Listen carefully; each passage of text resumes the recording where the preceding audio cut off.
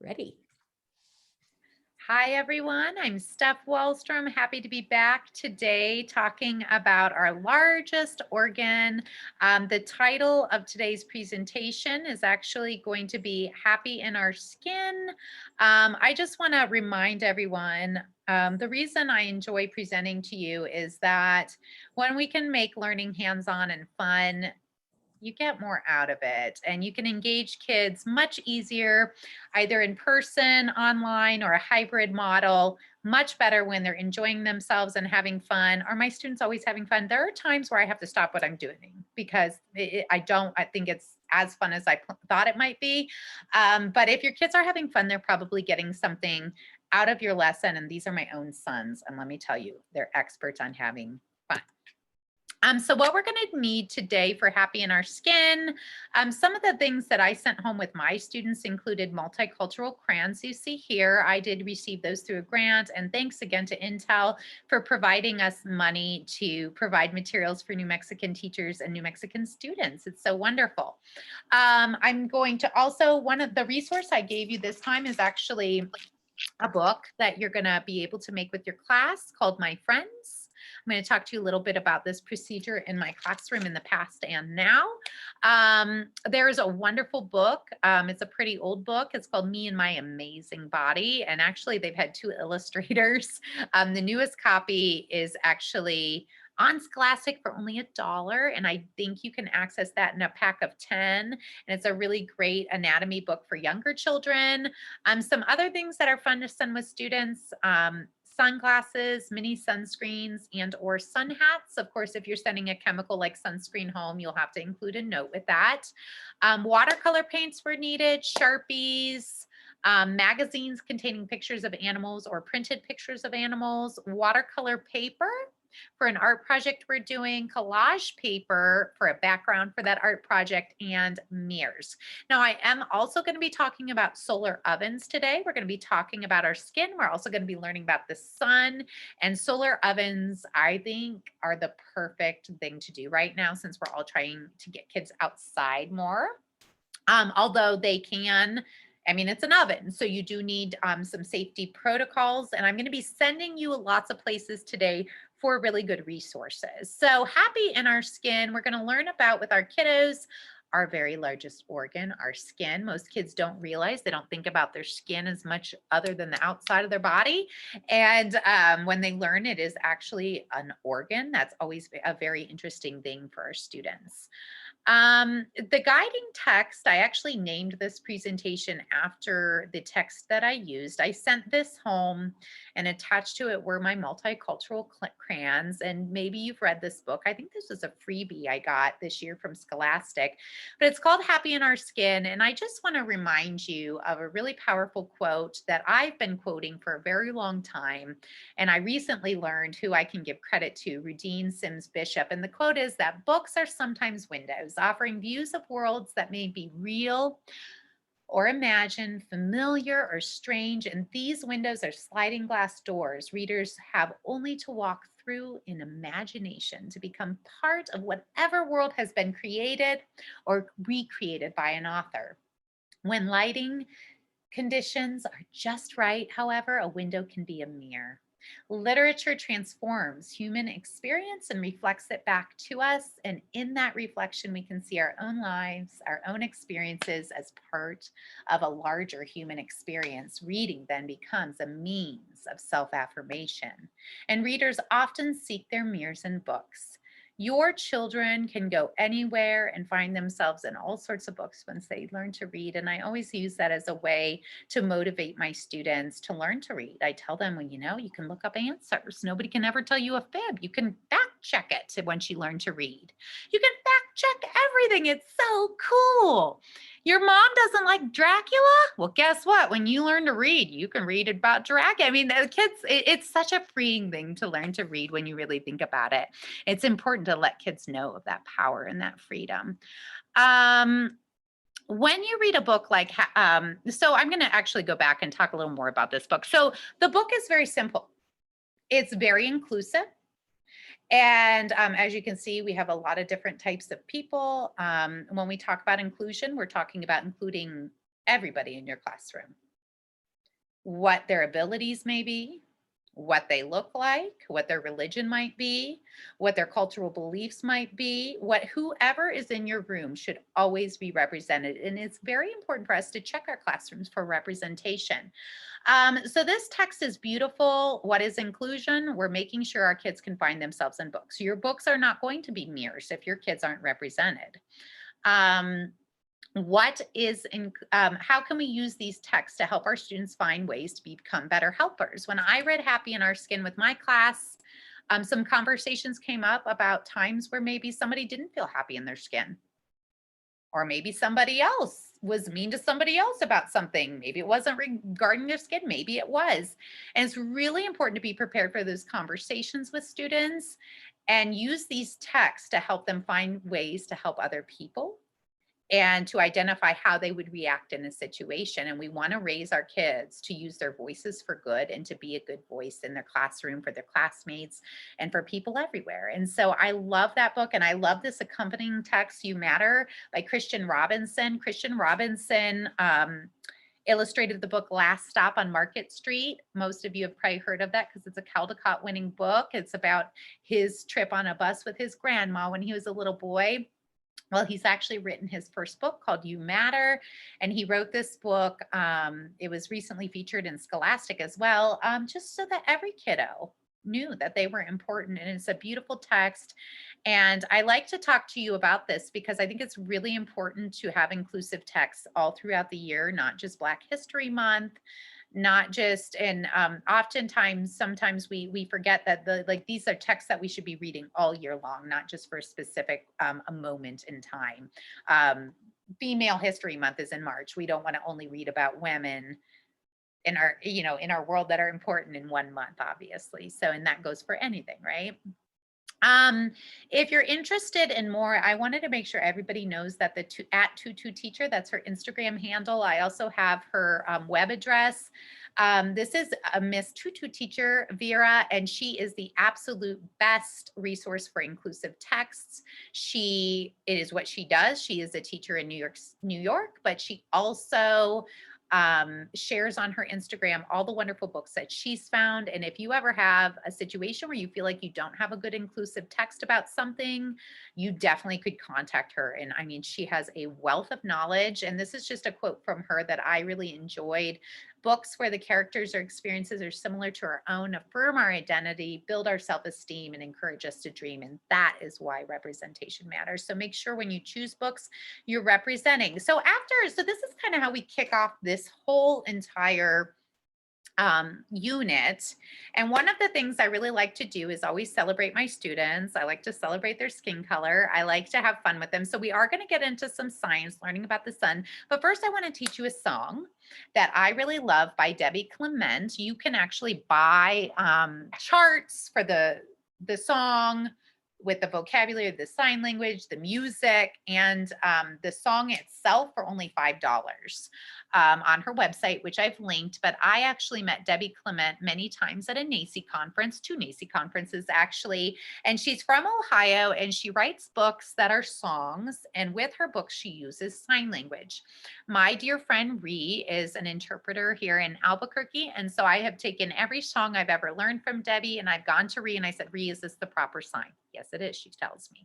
And so that's really important. And I encourage you guys to always find books that incorporate other language, just because when you speak more than one language, you have twice as much fun and twice as many friends. And this one is going to have American Sign Language, and it's going to have a few signs I'm going to teach you first. And there's a lot you can do around this book. The illustrations, if you did buy Debbie's book, the illustrations, she's a quilter and she used her own quilts to do all the illustrations. So it's kind of cool. So the song, here's what we're going to sign. And so you can practice these with me. Your first sign is wonderful, and wonderful goes like this. You just put your hands like this. Can you do that? Awesome. And the next sign is marvelous, which is synonymous with wonderful. So we're going to do the same thing for the word marvelous. The next is beautiful. Now with American Sign Language, it's very important that you have the right face. If I'm going like this, It's not beautiful. I don't look beautiful. I look like I'm pouting. You have to smile for beautiful. So you're going to point under your chin and you're going to go beautiful. That's the word beautiful. Um, Magical is one of my favorite words. So you get to pretend you're like a witch. Magical, magical. And there is a word not represented, filled. You pretend you're leveling your measuring cup, filled. And then the next word is going to be curiosity. You're going to hold your, like where your Adam's apple would be. Apparently, they ate the apple out of curiosity. That's one way I remember it. And dreams are going to come right out of your head at night while you're sleeping. So you're going to take your little wormy finger, go like that. And that's how we do dreams. This song, I'm not going to play the music today because of copyright. I'm going to sing it a cappella. Congratulations, everyone.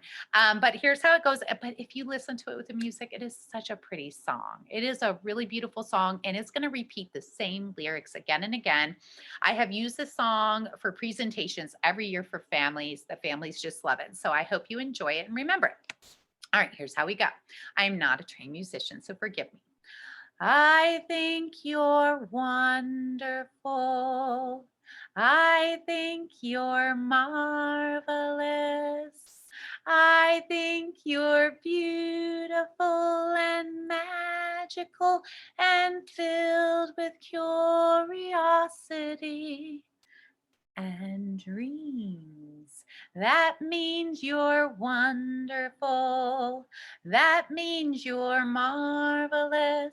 That means you're beautiful and magical and filled with curiosity and dreams. You're right, we're wonderful. You're right, we're marvelous.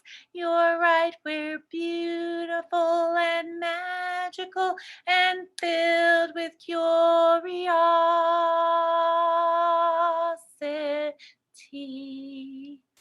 and dreams. And it has a great little tune to it. The kids love to dance to it. They love to do the sign with it. The parents love it. It's a really beautiful story. And I try to have opportunities for my kiddos to talk about how wonderful they are every day.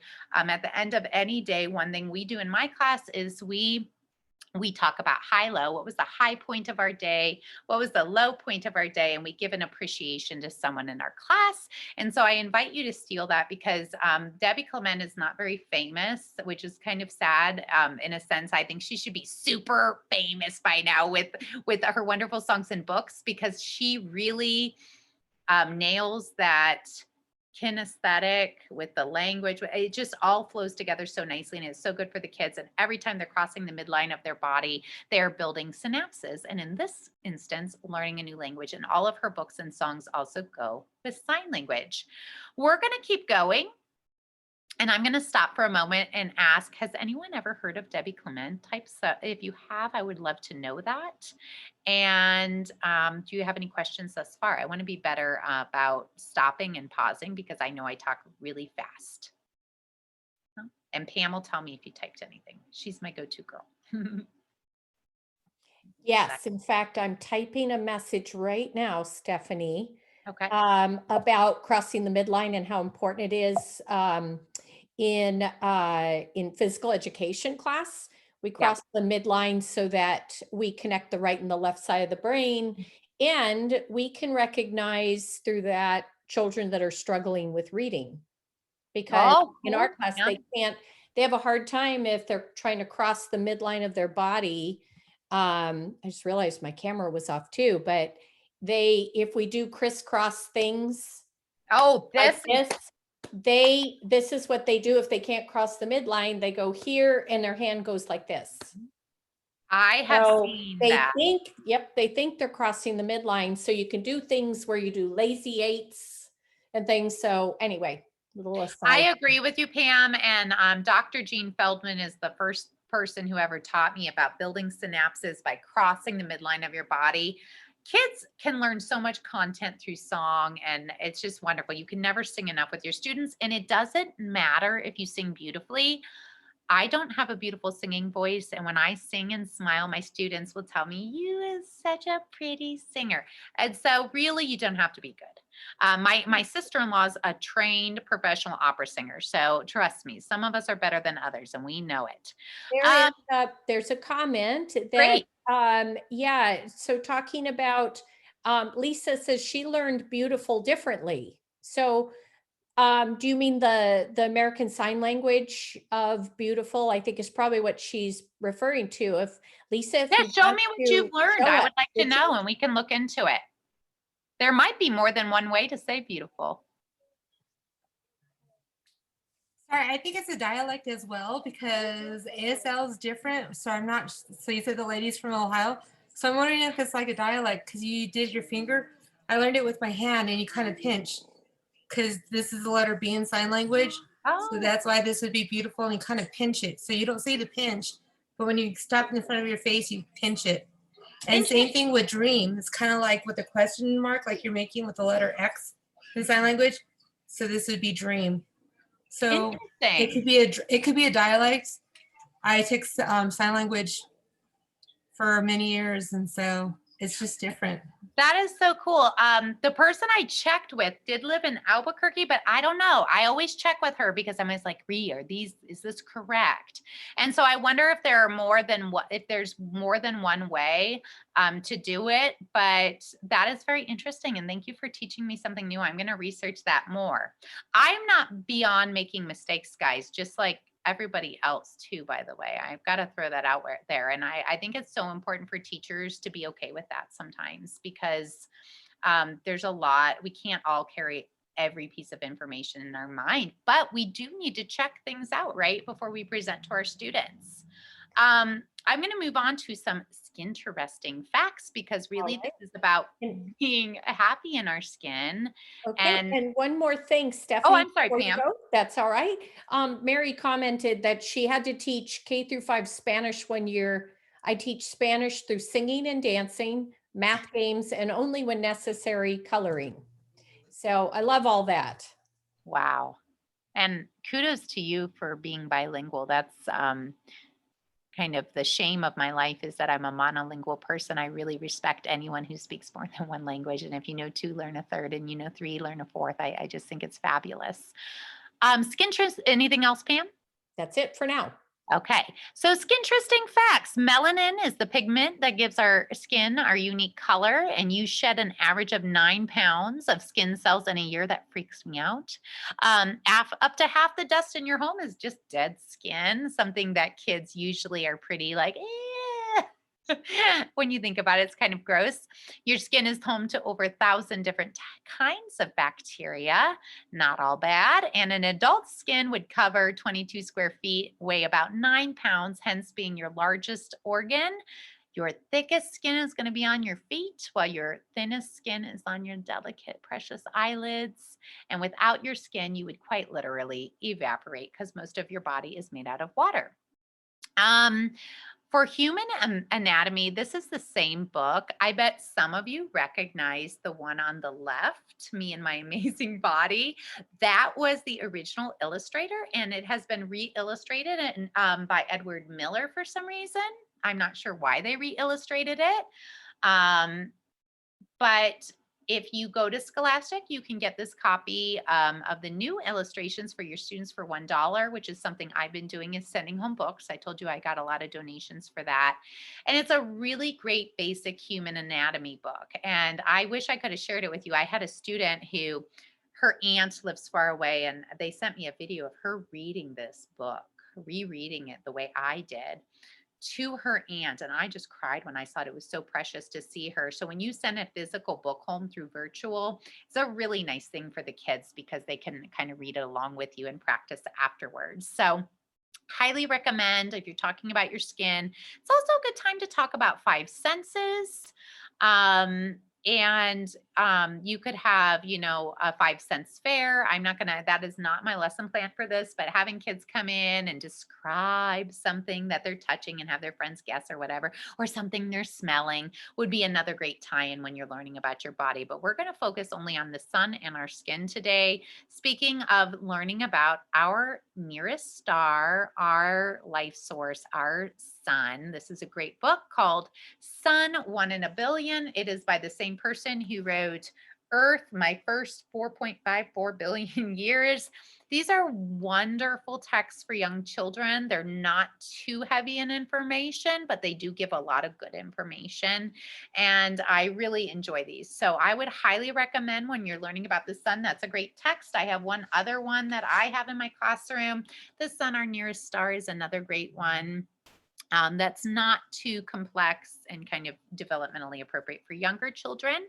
So you definitely want to be learning about that. And we're going to be doing some other things here. Some sensational facts. If Earth were the size of the pea, the sun comparatively would be about the size of a beach ball. It's 93 million miles away. So close, but so far. It's our closest star, but so far away. A spaceship that could reach our moon in about 3 days would take more than 3 years at that same speed to reach the sun. The sun's surface is over 10,000 degrees. And as Earth moves around the sun, shadows that the sun casts change position and can be used to tell time. And I know some of you made sundials with your students. You talked about that. That is another fabulous thing to do with students, making sundials. Another cool thing I saw recently was somebody put out butcher paper and toy animals just right in the sun, and the kids could trace the shadows of those toy animals. And I thought that was a really cool way to make a mural. Tracing shadows. You can trace your friend's shadow. You can trace a toy shadow. There's a lot you can do in all of our life. You know, without our sun, we have nothing.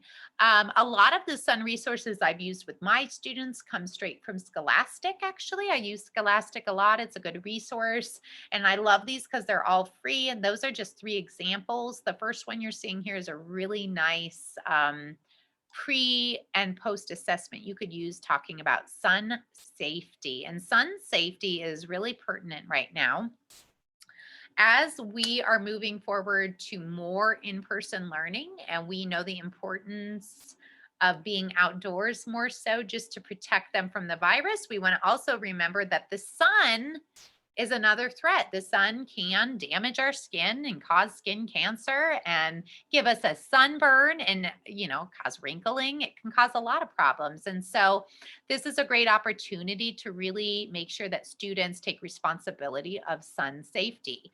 And that's exactly what that pre and post assessment is about, is sun safety. One of the best ways I have found to teach the children the power of sun is to make solar ovens with students. And the way I make solar ovens with students is with a pizza box. If you call any pizza shop near your home and you say, I am making solar ovens with my kindergarten students, may I come and pick up 19 boxes? They're going to say yes. Okay. Especially if you say, I will gladly tell everyone where they were lovingly donated. And so right there, the most important thing you need for a solar oven is going to be a pizza box. It's the best way. Now, you do need to prepare for having parents help, or to do a lot of pre-prep, because you will need to cut cardboard, which the young children cannot do. Otherwise, it's pretty simple. My husband is actually the professional at this. He's a gifted elementary teacher who's very good with teaching science, and he does it every year with his students. I've done it a few times. You can do it year round. A lot of people think you can only do it on a warm day. Temperature isn't important. The angle of the sun is. So my husband shared with me a website that I've linked here that actually is a website where you can find the sun's actual angle, any date, time, location, which can help you plan for what time you would do this wherever you might be. And I'm going to tell you, you would also need saran wrap, although my husband and I know that laminate works best. If you just run the laminator is going to work a lot better to heat your solar oven whereas the cling wrap is going to kind of fall in on the food. It's not as good. So laminate is my preferred method. Black paper you need something to prop it up. That could be bamboo skewers, it could be pencils, and you need the sun directly on your oven. And this is up on what I usually make. I've made tortillas with cheese in them and s'mores. Those are the things I like to make in solar ovens. But when we're talking about sun safety, and we're talking about how we should be keeping our children safe in the sun, it's a good thing to just model the power of the sun's energy with this. I mean, kids are always like, whoa, it's amazing. They have no idea you can cook like this with the sun. And this was my favorite sun activity to do with kids. So I have linked where you can do it. I have in the lesson plan a second link of how to do it that has printable free instructions for families if you need them to make the solar ovens after you give them the pizza boxes. And of course, the website to help you predict the exact angle of the sun. This is a dermatologist who made an adorable little video about sun safety, and I really enjoyed it. So I thought it was worth a share. I also found a dermatologist who says for sun safety, these are the 5 S's. You slip on a t-shirt, slap on your SPF, slap on a broad brimmed hat, and slide on some quality sunglasses and shade from the sun whenever possible. And I think as teachers, we're going back April 5th and we're all like, well, where are we going to put them outside where they're out of the sun? And that's, a good question. So if you don't have a lot of shade structures, it's going to be really important to remember, because here in New Mexico, we have a high rate of skin cancer and the sun is incredibly powerful. Here at my school where I teach, we have a wonderful committee that is entirely focused actually on sun safety. So every kindergartner here at my school, when they enter, they get a really nice sun hat.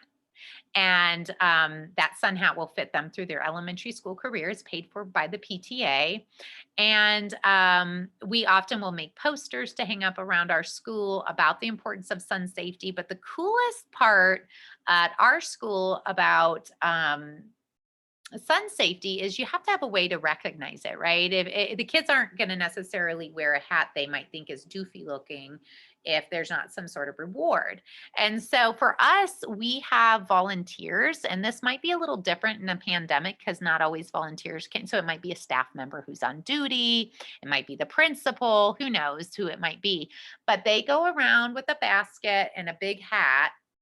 And the kids know when you see the person with the big hat, they're going to give you a reward if you're practicing sun safety.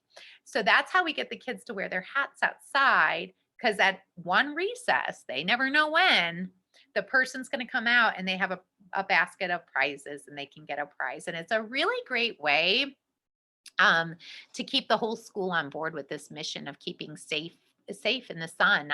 We just wrote a grant here at our school to get another shade structure, and it's really expensive to put these things up. And so if you can get hats, send sunscreen home, send sunglasses home, any of those things. And the kids, even in the winter, the woman comes out in her big hat and gives them prizes, because even in the winter, they still need to be practicing their sun safe behaviors. And so making that a whole school-wide initiative, putting up signs with facts and things like that all around your school to remind the kids is a really cool thing. And they get to get involved in something that's good for the community.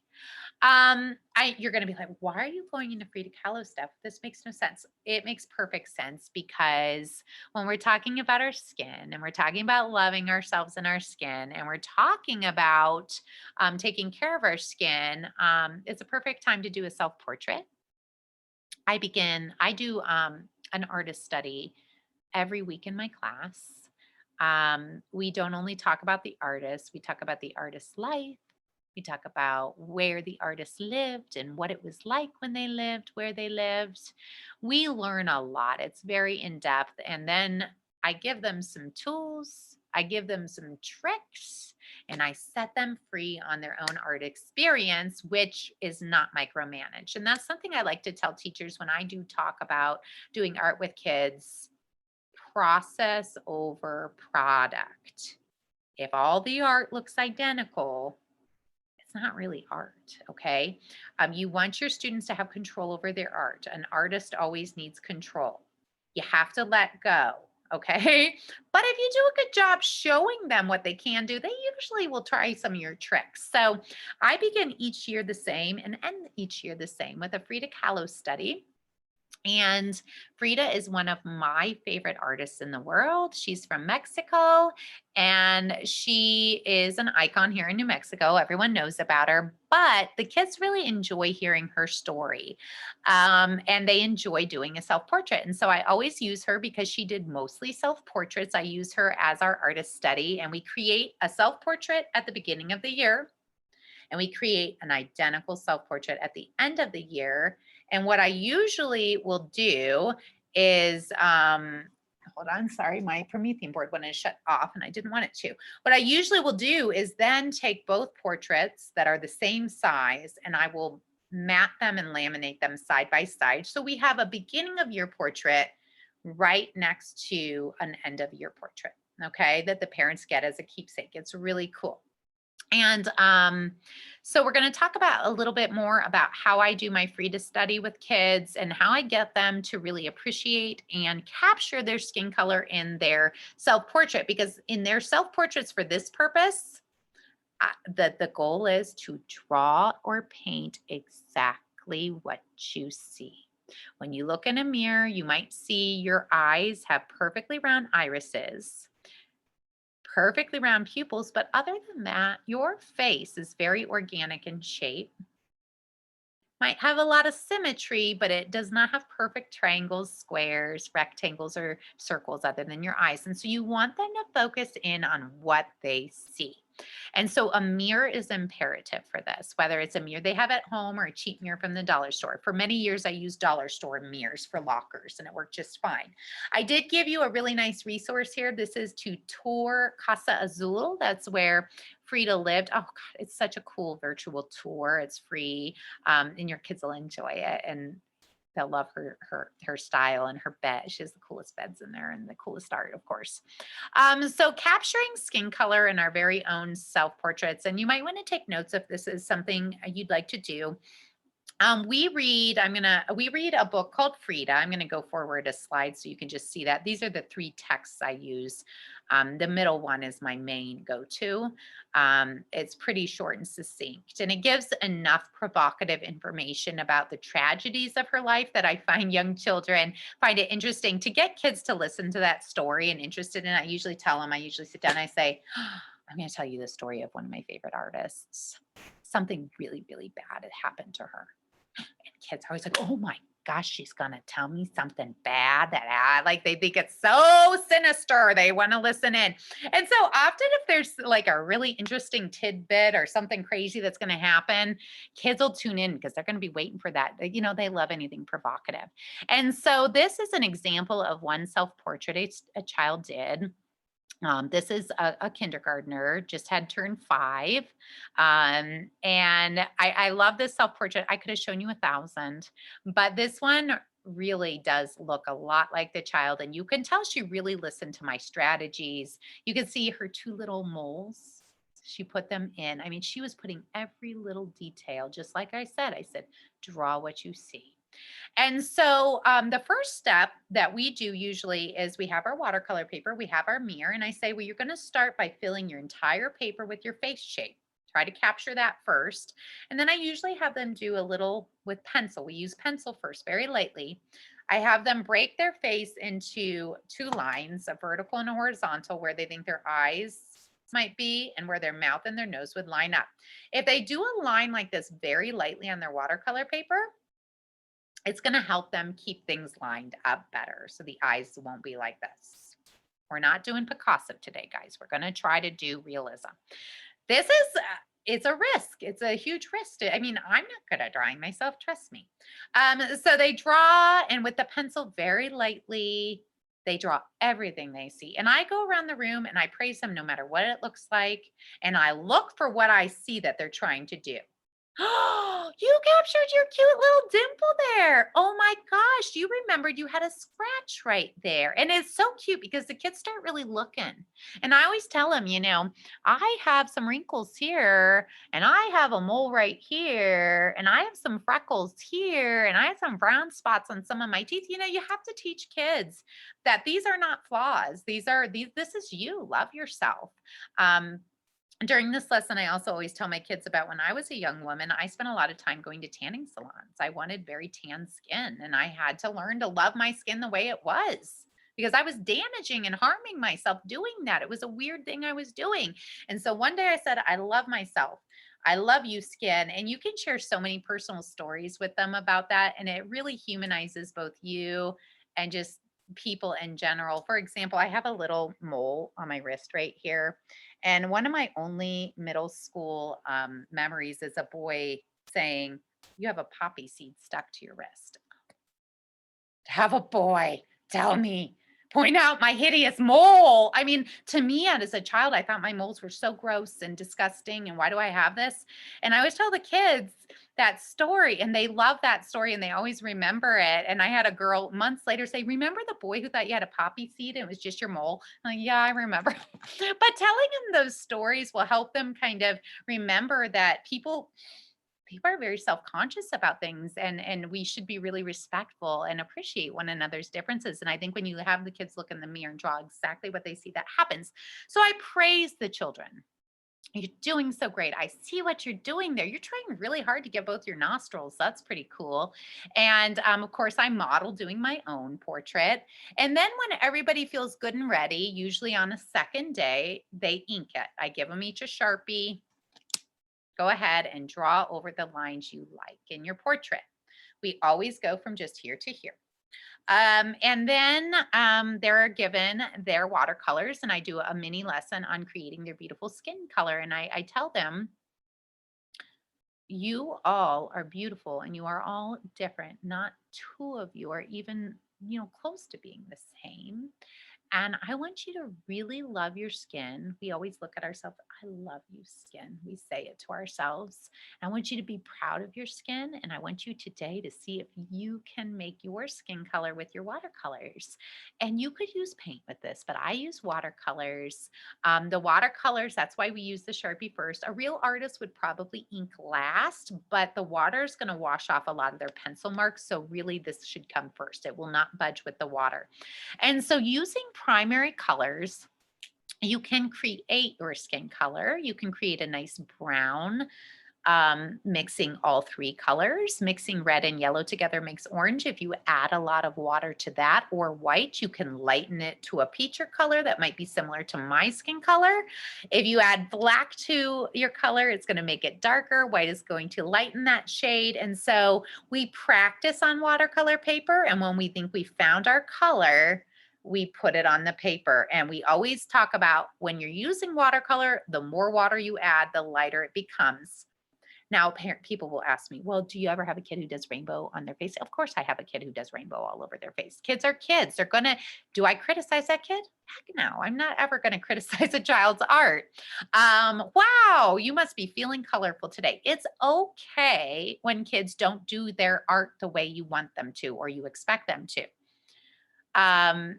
One thing I will say is the more art your kids do, the less common that is. What's really happening when a child says, "I want rainbow face," they probably aren't using watercolors that much. They probably haven't had much exposure to watercolors and they're like, "Oh, this is fun. I want to try every color." And with watercolors, it's wake up your paint with the water. You do have to teach them. And so this is one of my favorite things. Now, you're not seeing a finished example. After this, we cut around our head and our shoulders. And then I usually will glue it on a beautiful piece of collage paper. So it has a really pretty background. And then we go through magazines and we find our animal, our exotic pet. One fact about FRIDA is that when she was in a trolley accident, she was impaled. I mean, she actually was punctured through her uterus and she could not, it was a terrible accident, terrible pain for the rest of her life. And she could not have children. And I always tell my students, not all women and men want children. Not all people want children. That's totally okay. But when you want to have a child and you can't, it's quite infuriating. It's really sad for people. And for Frida, it was that way. She had many miscarriages. She could get pregnant. She could not carry a child. And one of her coping strategies was to have lots and lots of pets. And she had very exotic animals all around her whole life. And so I tell the kiddos, Frida's so cool. We're learning about Frida. We're doing our self portrait. And she often would incorporate her animals in her portraits. I say, you're going to put an animal in your portrait. And so once it's cut out, it's glued on a beautiful background, which I just use collage paper. You can get big pads of those. Then all we do is we have the kids add their little animal behind their shoulder, popping in the side of the portrait. And they just love that part of it. And it just gives it a really cool look.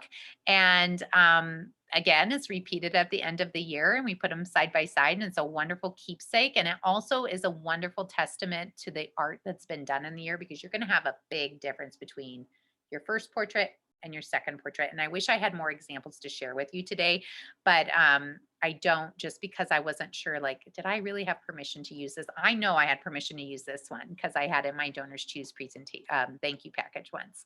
And so again, Frida Kahlo and her Animalitos is another really, really, really, really wonderful book. It is a little longer than the one in the middle, so you would want to probably break it up over a few days. I think there's one last thing I want to talk to you guys about. Speaking, when we're talking about our kids, I told you I'm not separate and apart. And so when I do science, there's a million different directions always I could go with it. One of the things I do in my classroom, some teachers do show and tell, but I do something called Special Person of the Week. I'm going to pause, Pam.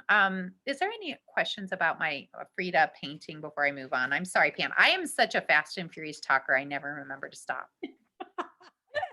Stephanie and I talked about this before. So actually there was a comment, and I think it's Claire, it's not Mario, but Claire said that she brought up the Frida home tour right before you showed the slide with the link to the virtual home tour and said how great it is.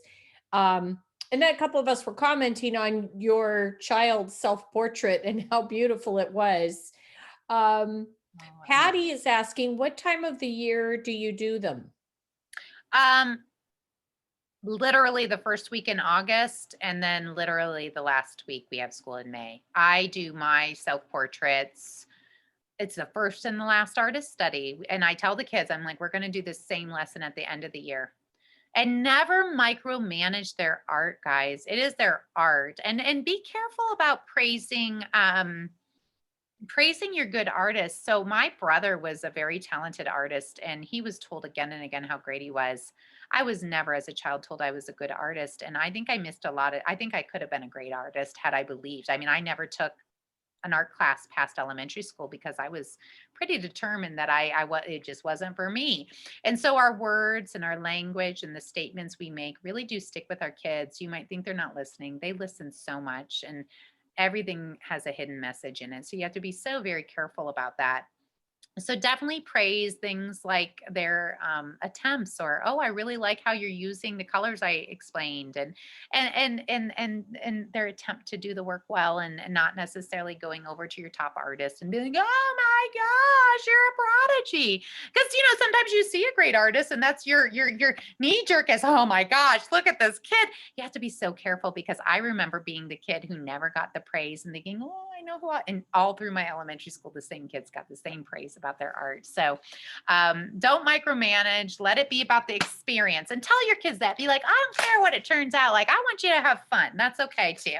And you're going to have some that knock your socks off, and you're going to have some that you're like, wow, they made a lot of growth this year by the end of the year. And to the parents, they're always precious. Just so you know, the parents are never disappointed in their child's self-portraits. They just, seeing your own child's art is very special. So my friends, Pam, anything else I need to pause for, or can I go on? That's it. Thanks, sweetie.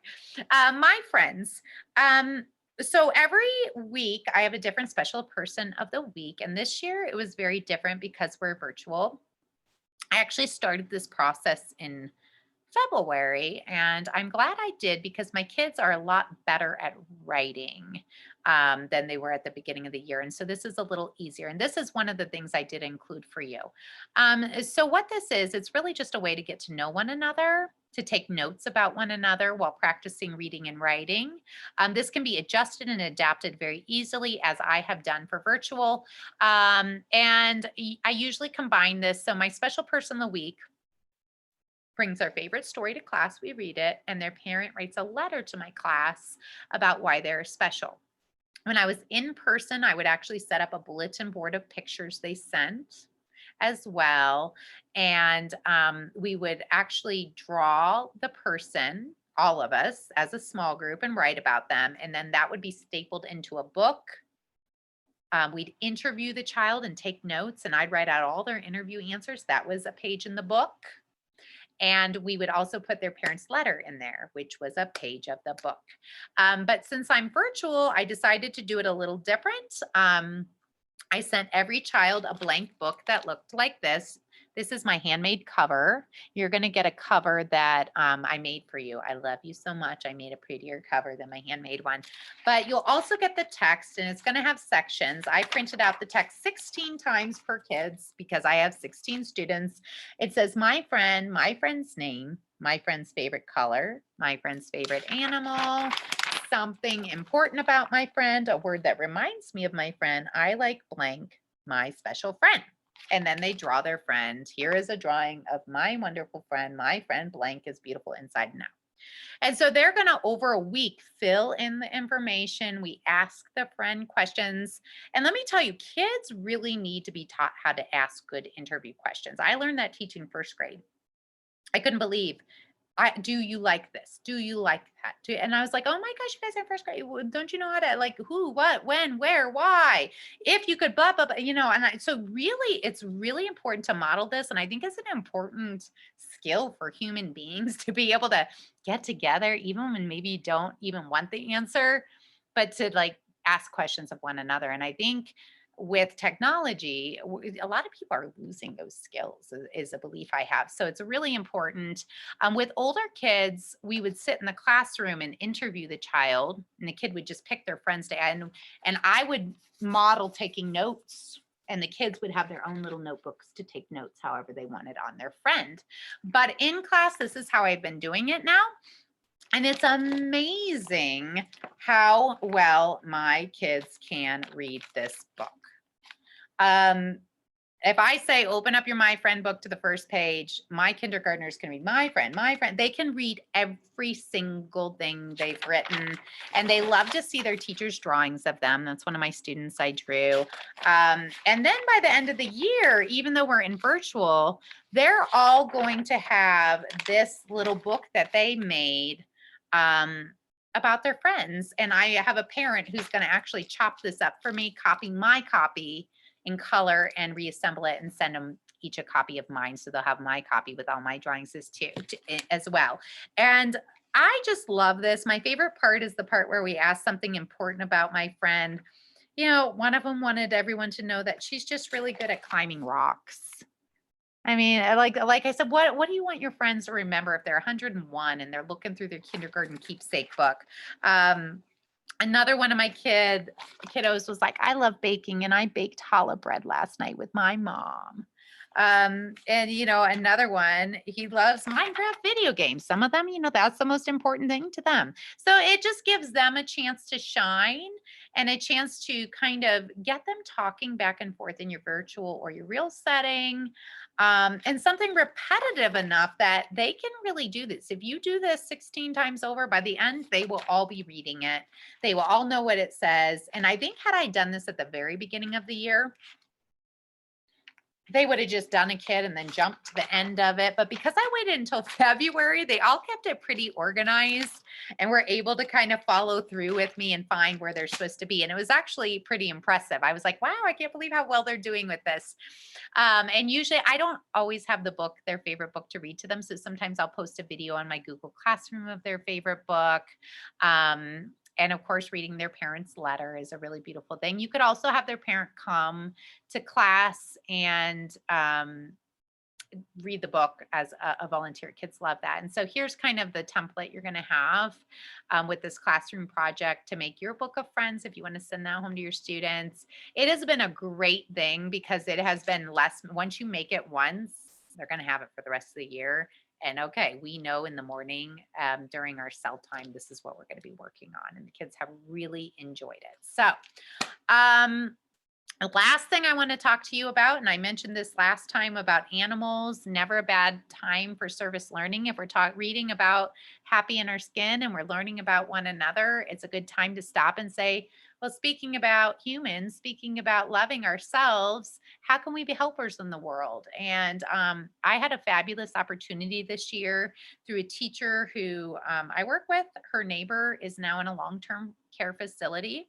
And she is the head of a We Care committee there. And we sent Valentines to that home. And I did provide the address for all of you in the lesson plan because I don't know why. I'm almost 40. I should know better. But I didn't realize what a big deal it would be to the care committee to get our Valentines. I got a huge package in the mail, a huge thank you package from them. And I just sobbed when I read it. I was like, oh my gosh, our cards, our Valentines meant so much. And the woman who wrote back to me included pictures of people in the home. And one of the kids had made a 3-dimensional smile on their Valentine. And she took a point. She said, I made sure to give that to someone who is visually impaired so they could read your card with their fingers. And she mentioned to them that they eat alone because of COVID and their friends and their loved ones cannot come visit them. And she also mentioned that one of her friends at the long-term care facility told her that the doilies reminded her of some she had as a child. I mean, she was so specific in writing back to my students. It was handwritten cursive. And so if you, where you live, can find a place that has a resident that would help you pass stuff out, or even send it to Karen. Her name is Karen, and I did put her address. She will not mind getting mail from you. If you send Karen at this care facility mail, it makes a big difference. And my kids were pretty impressed when I shared that letter. And so just think with your kids, it's best if it's self-initiated. How can your students be helpers in the world? And how can we empower them? That was something that was really cool I got to do this year. And again, I took it for granted. It's Valentine's made by the kindergartners. No, it was a huge deal to them. So anyhow, that is the conclusion of my yapping this time.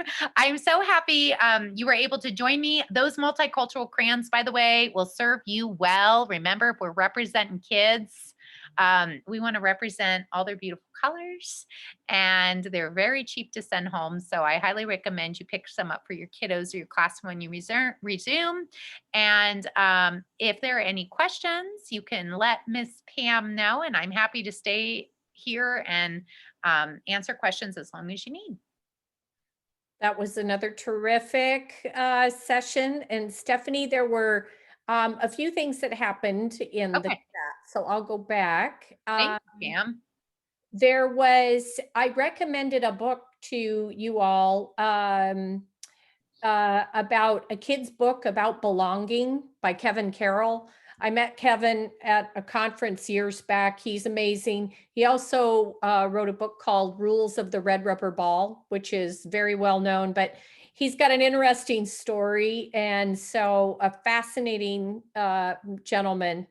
But I put that in there. The other was, there's a project called the Dove Self-Esteem Project. It's really aimed at middle school aged kids. But if you work with older elementary, you could use it. They're also creating a new project aimed more at elementary. But all of the lessons are about positive body image talk, self-esteem, bullying, and those are amazing. So when I send out the resources, I'm going to send you all a link. You sign up and they send you the free lessons to use however you want. The other benefit of that is that they enter you into a drawing to go to a conference. So they pay all the expenses. Oh, wow. And they give away about 7 trips. Yep. It's all sponsored through Dove. The next thing that happened in here is that Mary was talking about 6th to 8th grade students she works with, and she said they do not know how to ask a question. And she said they know how to make statements, but not to ask questions. And I commented that most students don't necessarily know. When you say, do you have any questions? I was in a workshop where they were talking about that, but if you say, who needs more information? And so I totally changed the way I asked questions of my students because of that. And I think I it's like true that. of many of our kids. Mary, have you ever seen the chat pack for kids? There's this little box of like really interesting questions. And with my first graders, once we got really good at thinking of our own questions and they were better at reading, they could draw from there and read a new question, such as if you could choose, if there was only one food in the world you were allowed to eat for the rest of your life, which food would you choose? You know, just more deep questions where they had to think. And that was really helpful to think of fun questions. And I think that is a real problem, not knowing, you know, how to have simple, I mean, we have to explicitly teach kids, you know, to be a good social being. Sometimes you have to pretend you care about, you know, you have to ask a question just to make talk with people. I mean, if you sit down for a job interview and you're like, yeah, I'm not going to make small talk, I don't like talking, you're not going to get that job. You have to be able to be charismatic. And so helping kids find their own inner charisma and know how to relate to others and respond and react and learn is so important. One of the things I've found is that I'm serious. I never realized what the bottom sense of this was, but when they start coming to me in 6th, they don't even know how to ask for a pencil. They say, I need a pencil. And you know, you go and you give them a pencil. And, or I need this, I need that. And you just give it to them. Well, after about 1 or 2 years of that, I was like, and they couldn't even ask a question in class. So I was like, you know, it starts here. So now, I mean, I've got middle kids. I don't have little kindergartens. This would scare the heck out of them. But if they say they need a pencil, I say, too bad, and I walk away. And then they're like, but I can't do my homework. So sad. And I walk away. And after a couple of times like that, they look at me and they say, what? Well, I can't do anything without a pencil. And I said, I can't do anything without a question. And I walk away. It took the smartest kid in the school, 20 minutes to figure out she had to say, may I have a pencil, or can I have a pencil? That was 20 minutes. And then once they broke, you know, that 6th graders, once we break that, the 7th graders get better at it. And now my 8th graders, every year, my 8th graders, they know, ask questions and they can translate that into any kind of question. I love that. Just couldn't get past, I need a pencil. And I think, and all of my elementary kids, they come in, it was like, you know, and so this is the first year in about 5 years that we've been stuck not being able to do too much of this because we're on virtual, but we're getting back in the classroom soon.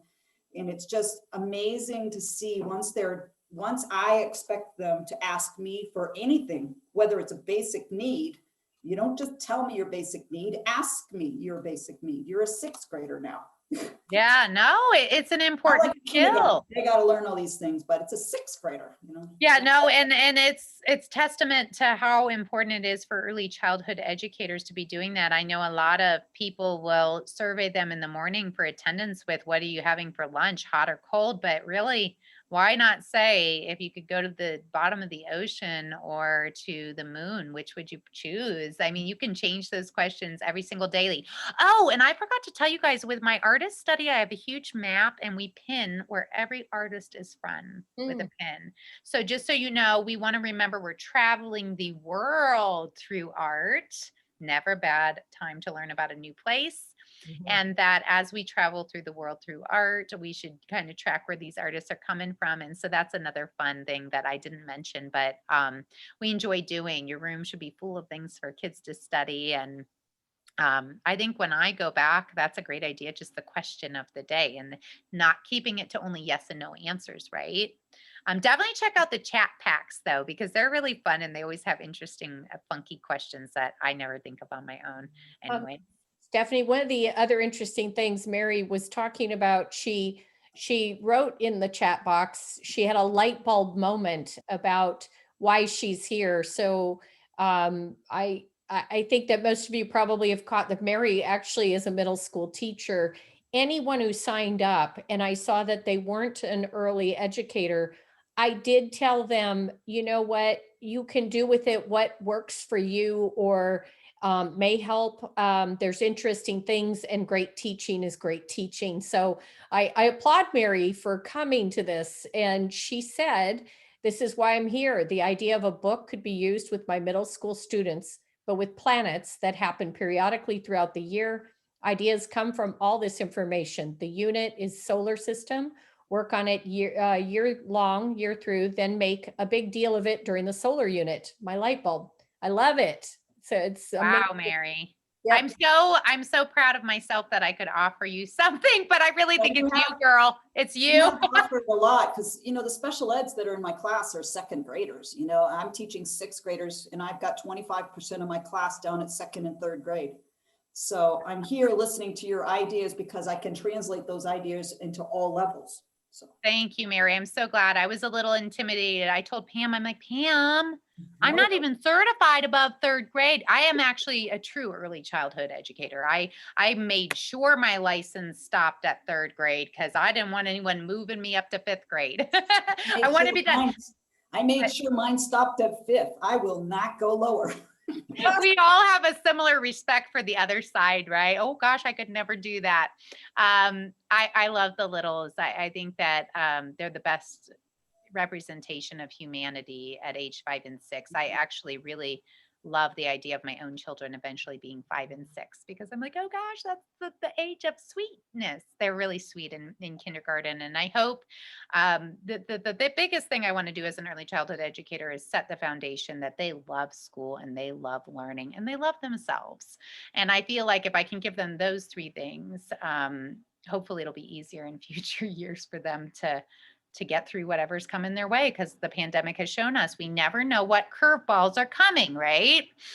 That's So we got to just prepare them to be healthy, happy people who enjoy learning and can take perspectives and problem solve and be kind most of all.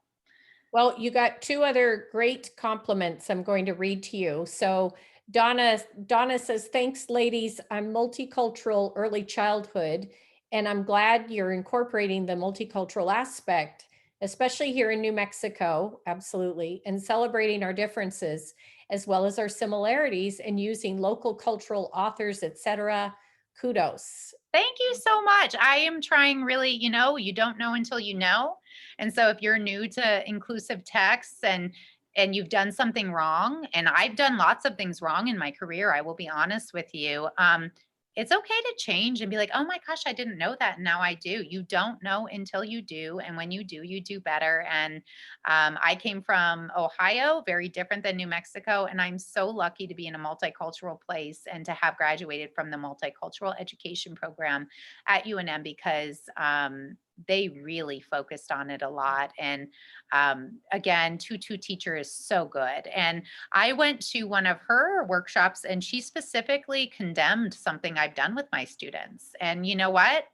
I didn't feel offended. I felt like, thank you for letting me know that's how you feel as a woman of color about what I did with my students. I didn't know until she told me. And it wasn't that it was bad. It was just that it was oversimplified and she didn't like the message in the lesson. And so we are learners. We make mistakes. And we can always do better and we can always teach our students to do better. And all year long, these texts should be part of our classroom. It's so important. The Tutu teacher actually told us that as a Black woman, the first time that she ever saw herself in a text was when her teacher read to her, what book was it? It was a book that's not The Snowy Day. It was another book. I can't remember which book, but she said she was like 7. And she doesn't remember when she saw herself in another book again. It was probably many, many years later. And that's as a white woman, I could not relate to that. What would it be like if you never saw yourself in a book ever? I mean, what message does it send? Kind of like I'm not good. I'm not good enough. And so we have to be so cognizant of that and making sure that this is just our books look like this. And so in my classroom, I've had to remove some books and donate some books just to make sure that I have a good balance. And some books, when you go through them, and especially in science, sometimes you find some things that are obsolete. And it's really important to tell kids about that so that they're aware that just because it's in a book, things do change as we learn more. Well, we're a little over time. I'm going to read one last compliment to you, Yes. and then we can start to wrap up for the night. I loved watching the students in Stephanie's class on their special day. This is Claire. They shine. It's beautiful to see them so proud of themselves. And so, you know, kudos, Stephanie, to you making students feel so happy and confident, and to all of you for taking this time out of your Thursdays to come. So next week, Stephanie, give us a little preview of what do we have for our last Let's Do Science. We're going to be going to space. So we're going to be doing a little space unit and how I do fun stuff with space with my kiddos. And it's a perfect tie-in since we just talked a little bit about the sun. We're also going to be creating some recycled art in this one for a little family exhibit night, some recycled robots. And so it's going to be a fun one. And I hope all of you enjoy. And it's really, you are my heroes. Thank you for spending your Thursday evenings with me. I hope you all have a wonderful spring break if it's coming, and get some rest. You've earned it. All right, everybody, look for the resources and the new link for week 4. Thank you. Bye-bye, everyone. Bye-bye.